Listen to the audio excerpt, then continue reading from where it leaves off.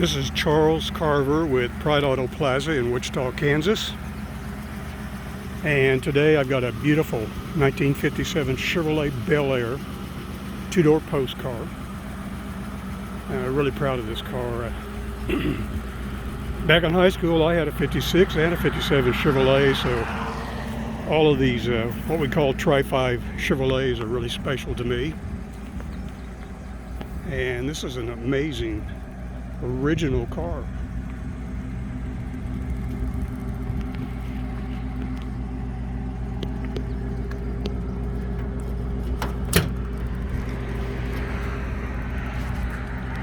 Nice clean trunk, maybe the original mat or a new replacement mat, I'm not sure, but you'll notice that the refinish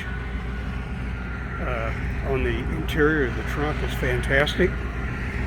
This car has been refinished on the exterior, but otherwise is a very original car.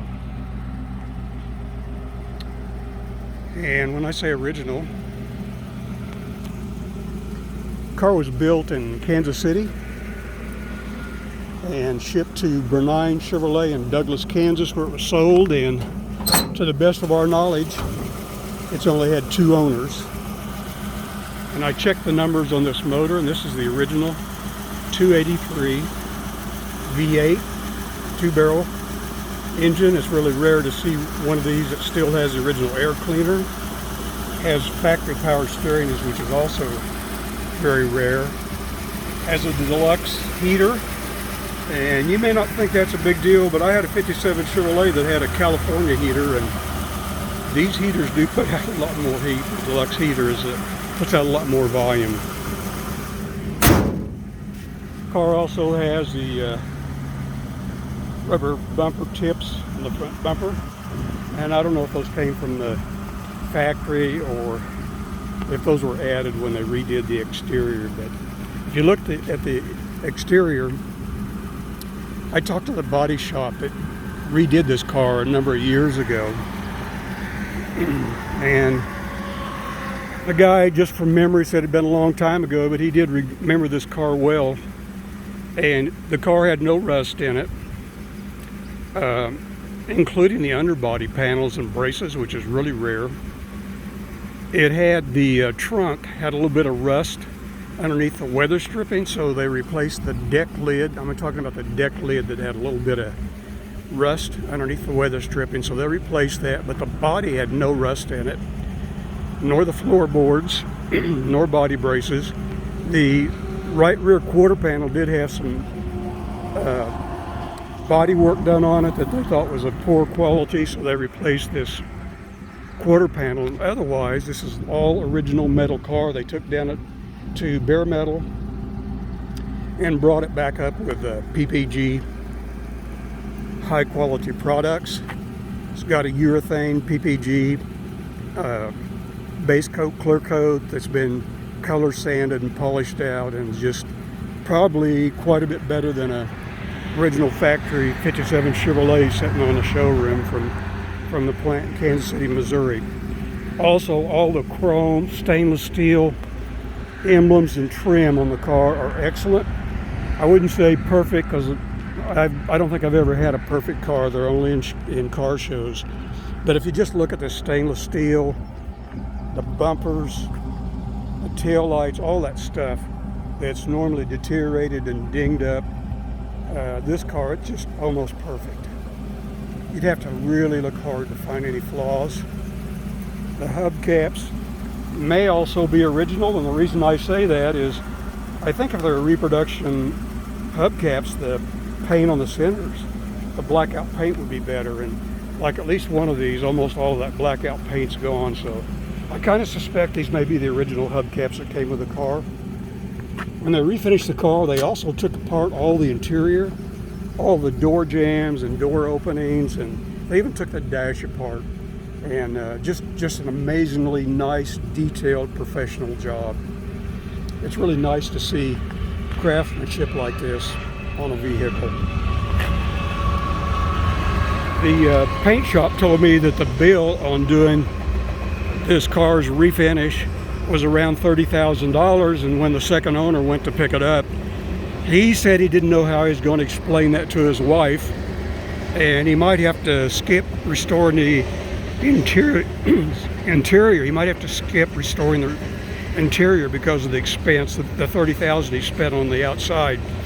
So it looks like he may have replaced the carpet and the headliner and put seat covers on the car, but it still needs door panels and it still needs kick panels down here.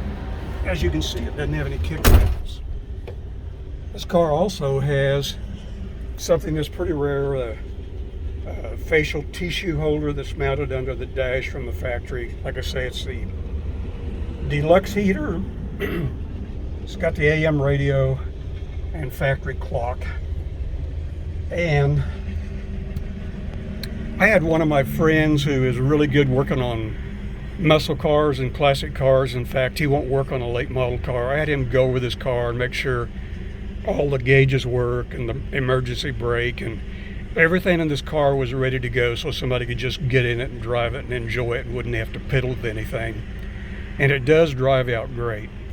And Wade, the individual that did this work for me, he commented on the fact that he thought probably this motor had never been apart. And usually mechanics can tell because there'll be like mismatch bolts and maybe somebody forgot to put a lock washer back on, that sort of thing. And as you may know, if you're familiar with these old cars, they didn't last much more than 100,000 miles typically before they needed their engine rebuilt. And this engine seems to be in very good shape, starts and runs great. I did a little bit of carburetor work on it, but I don't think the rest of the motor has ever been touched.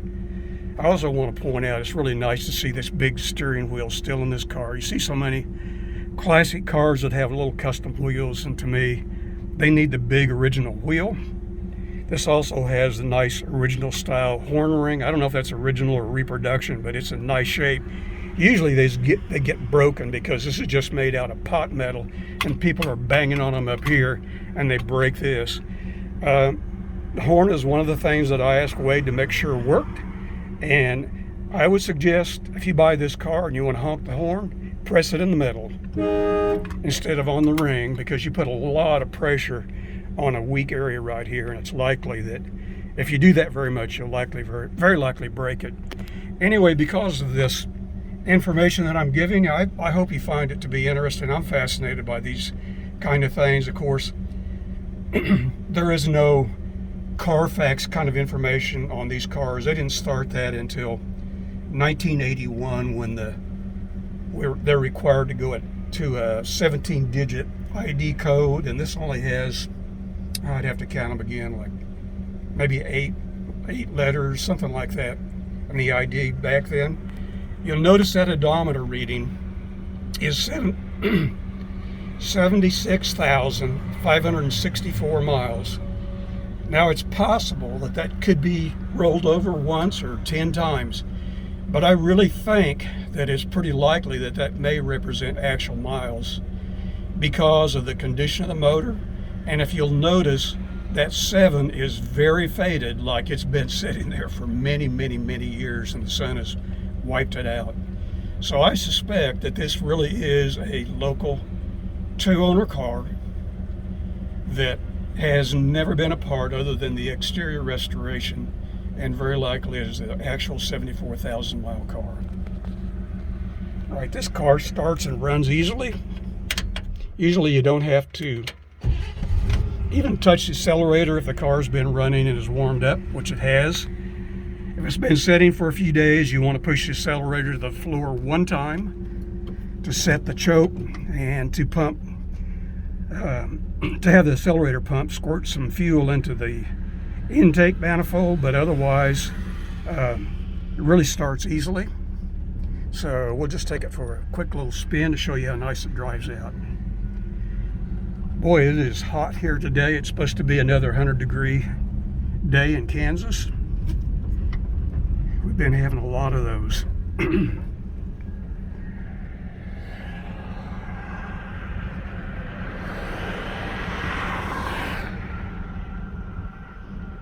So we can get a clear spot here before I get on the highway K15. Here we go.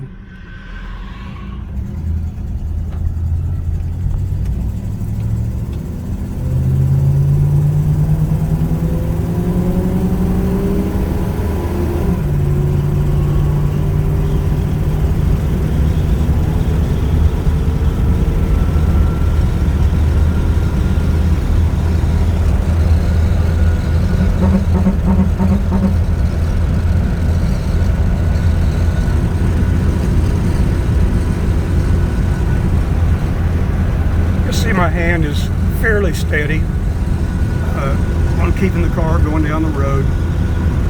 This is a 1957 Chevrolet, so it does drive like a 1957 Chevrolet. And if you just got out of your Honda or your Lexus,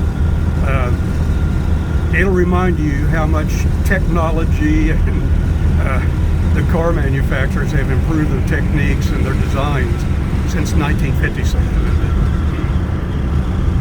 For a 1957 Chevrolet, it just drives out exactly like it should.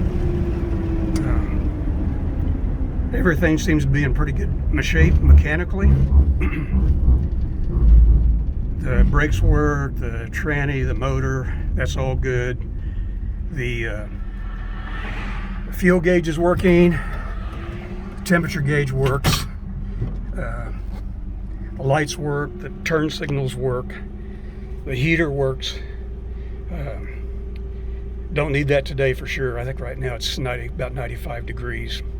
Only a couple items that I'm aware of that we didn't worry about because we didn't know if it was important to the next owner. We didn't mess with the AM radio or the clock or the vacuum windshield wiper. So those are three items that have not been squared away, and we didn't know really what the next owner might want to do and didn't want to be spending money on it that might not be of any value to the next person. So I think I've got a really gorgeous 1957 Chevrolet, probably a lot nicer in appearance than when it was brand new. You can get more information by contacting me or checking on our website, pride228.com. My local number is 316. Excuse me, I'm losing my voice today. That's area 316-519-6145. Charles Carver with Pride Auto Plaza. Thanks for watching.